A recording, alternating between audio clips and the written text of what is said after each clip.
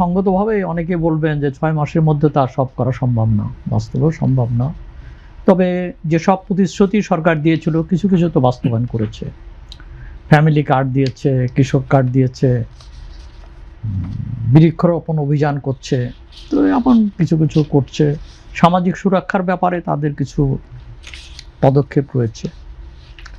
কিন্তু যেসব বড় প্রতিশ্রুতিগুলো ছিল সেটা হলো যেমন জ্বালানি সংকট, চাঁদাবাজি মানে দুর্নীতি দমন,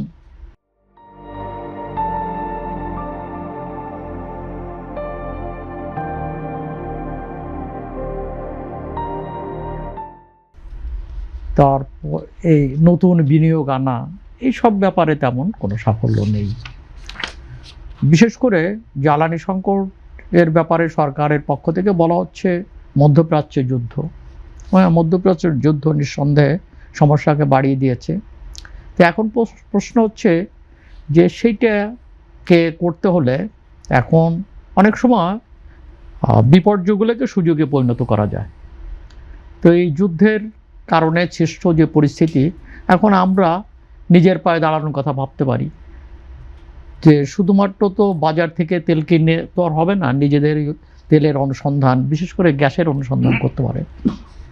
দীর্ঘদিন ধরে গ্যাসের অনুসন্ধানটা থেমে আছে, তো বর্তমান সরকার সেই উদ্যোগ নিতে পারে।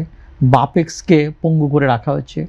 বাপেক্স একটা অর্গানাইজেশন যার মাধ্যমে অতি সহজে এবং অন্যান্য বিদেশি কোম্পানির চেয়ে কম দামে আমরা গ্যাস পেতে পারি এবং তাতে বিদ্যুৎ খরচও কম পড়ে, কিন্তু বাপেক্স পঙ্গু হয়ে আছে।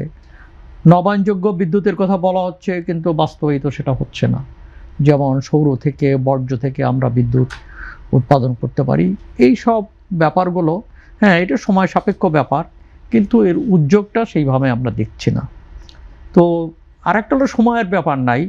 যেমন চাঁদাবাজি, লোক বদলেছে, চাঁদাবাজি বন্ধ হয়নি, এটার জন্য তো সময়ের দরকার না।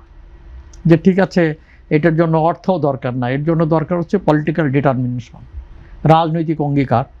তো আমরা সেই অঙ্গীকারটা দেখছি না এখনও। জনগণ যখন আমরা ফুটপাতে যাই, দোকান ফেরিওয়ালারা, সাধারণ দোকানিরা, তো তারা তাদের অভিযোগ রয়েছে যে কোথাও কোথাও বলে যে না, চাঁদার পরিমাণ বেড়ে গেছে। তো এই সব ব্যাপারে সরকারকে আরও কঠোর হওয়া দরকার। তো সরকার মন্ত্রী পরিষদ ইত্যাদি নিয়ে ব্যস্ত আছেন, কিন্তু প্রশ্নটা হচ্ছে জনগণের এই জায়গাগুলোকে অ্যাড্রেস করা দরকার। কিছু কিছু জায়গা জনগণ সরকার দৃষ্টি আকর্ষণ করেছে, যেমন তারেক রহমানের ব্যক্তিগত জীবন, তার সদাচার এবং সাধারণ মানুষের সঙ্গে মেলামেশা ইত্যাদি মানুষকে আকৃষ্ট করেছে।